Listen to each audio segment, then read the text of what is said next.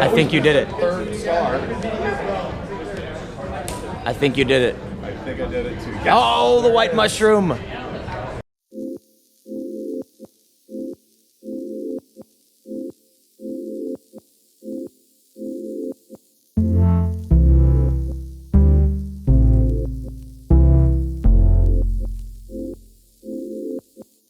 How's it going, everybody? I am here at Vidcon, and it has been work, meetings, and then parties, and I'm sure to many of you a party sounds like fun, but no, it's actually work, and you're talking really loud, and my throat hurts, and it's all networking. So I've been trying to do a lot of interviews, as it is one of the quickest ways to make something substantive and learn something really interesting, and I love doing it.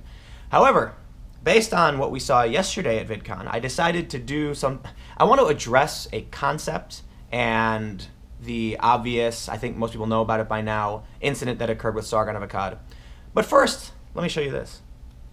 Am I late to the party? It's the DJI Spark. Tiny little drone, how cool is that? And they were selling them here, and I bought one because I am always on the forefront of technology. And more importantly, this is going to allow me a safer way to fly a high-quality camera with a little gimbal in dangerous places, so I can bring it around with me wherever I go. How cool is that? Now, technology aside, yesterday you may have heard that Anita Sarkeesian on her panel called Sargon of Akkad a garbage human. And apparently, I wasn't there, but I spoke with several people who were, and they said this was unprovoked, technically. Now, in the interview I did with Sargon, you may have seen that he said, simply by being here is enough to set them off. And we had a discussion afterwards. I had a discussion with many of these other anti-SJWs, as many people call them, and they expressed, they thought something may happen simply by attending. In fact, I believe Sargon was filming as he was sitting in the front row of this panel, and then, sure enough, Anita Sarkeesian called him a garbage human. Now, I've spoken with some people about this, trying to get a feel for where people are at, and first, let's address the negative, the anti-Sargon view of this, that he knew it was going to set them off. He knew these people were bothered by him. He knew that this is exactly what was going to happen. He said he knew it would happen. He went anyway. He was filming the whole thing, and simply by being there, he was provoking them. At the same time, other people have said, look, Sargon and this crew have every right to sit and watch a panel. They didn't say anything. They have a right to do that without being attacked from the stage.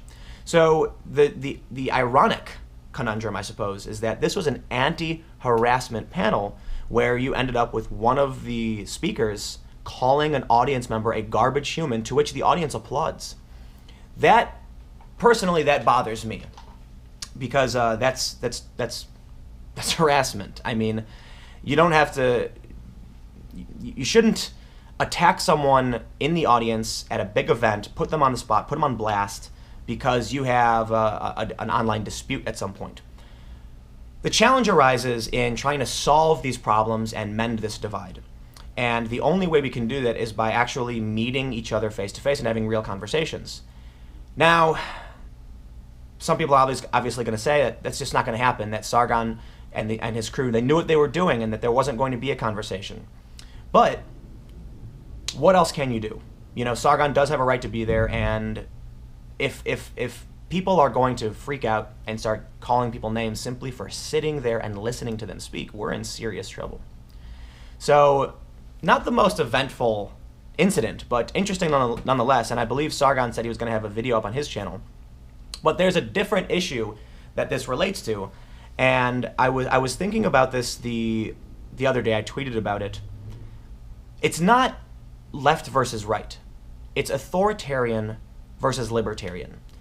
And there is this group that includes a lot of people of different political backgrounds. You've got Trump supporters who fall into this group of, challenging the mainstream culture, this narrative. But then you also have this anti-SJW skeptic group, which tends to be left-leaning and liberal.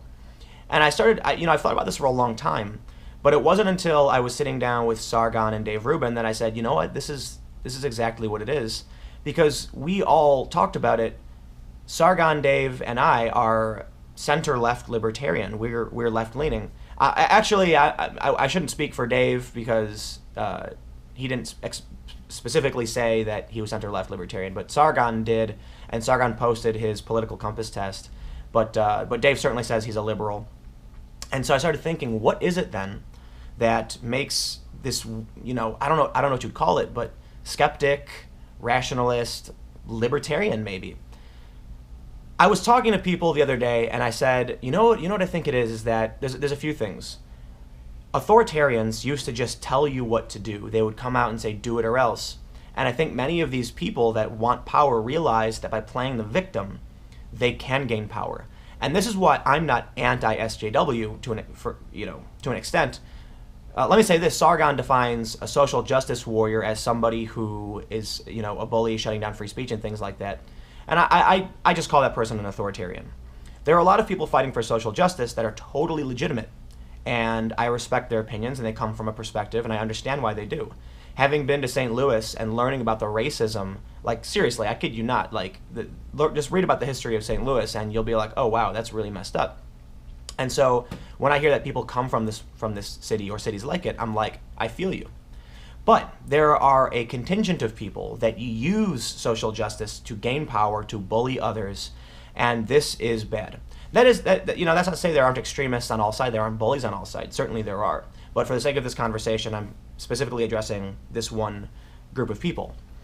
There are people who realize that by being the victim, they're going to gain power and influence, and they can use these causes to rally support, to make money, and build a career, gain a following, gain influence. And this is what they're doing. These people try to shut down speech. They don't follow their own rules. They say things like, oh, harassment is bad, but then harass other people just the same. So yesterday, I was talking to people, and I said, what I realized was this crowd of anti-authoritarians or libertarians are willing to be wrong, and they're willing to share power. So, for instance, somebody who wants to have an open dialogue isn't trying to control you, they're trying to lift you up. When I sit down and talk with people, I'm not trying to make them do anything I want. I want to make them live better. I want to make them see things better and do things better understand the world. But there are some people who tell them what they can and can't say. I think, when you look at what's happened with Lacey Green, she came out and said she wants to have a conversation with the anti-SJWs to better understand them, and what happens?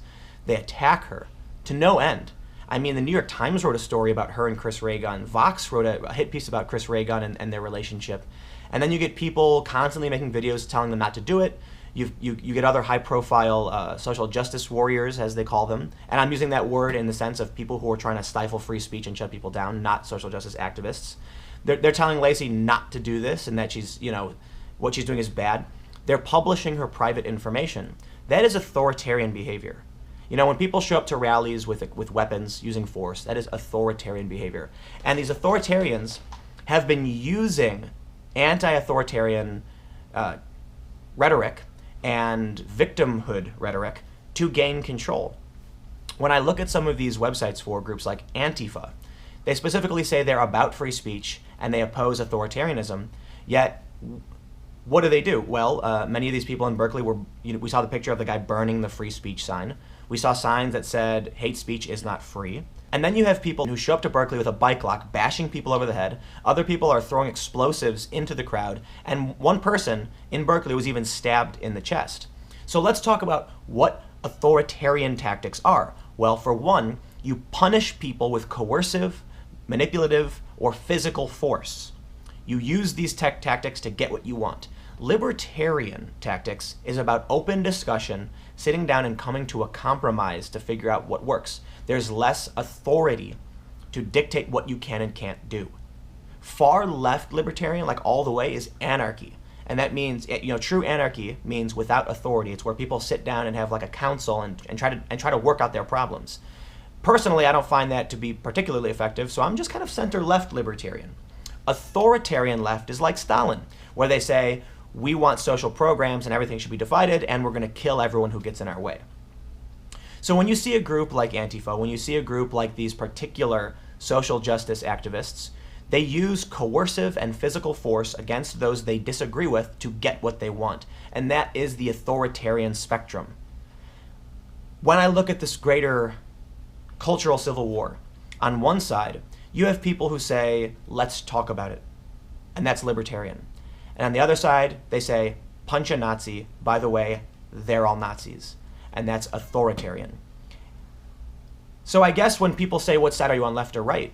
There's an obvious reason why I say neither. I'm in the middle. And it's because I'm not. There are people on the right who are libertarian and left who are libertarian. And ultimately, we all agree that free expression is paramount, that we oppose authoritarianism. And I think that's why the media has had a hard time figuring out how to classify this, because most of the people who are, calling me alt-right or calling Sargon a far-right activist or Dave Rubin a far-right activist, they would probably fall under authoritarian left. Maybe not all the way towards Stalin, but at least a little bit. And some of them knowingly mislead the audience about who these people are. Or it's possible they just drank the Kool-Aid, as they say. When people are like, I firmly believe Tim is alt-right because he interviews these people, or Dave Rubin is conservative because he interviews too many conservatives. No, simply because we talk with these people doesn't mean we believe any of the things they believed in terms of policy. But ultimately, the one thing we all do agree on is free expression, free press. And I guess when you've got people burning free speech signs, saying that journalists are bad in the case of Antifa, and that hate speech isn't free, well, that's the authoritarians. So, based on what happened yesterday, I wanted to bring up this point and talk about authoritarian versus libertarian. But what do you think? Comment below, because this is a conversation video. One of the videos where I just talk about an issue and then we all talk back. Click the like button if you like the video. Maybe I'm wrong, I don't know, you guys tell me. And subscribe for new videos every day at 4 p.m. I'm here at Vidcon. And today is going to be really, really interesting because a bunch of interesting people who you never thought would hang out are going to be hanging out. So stay tuned. Follow me on Twitter at TimCast because I will be tweeting things as they happen. And I'll see you all tomorrow.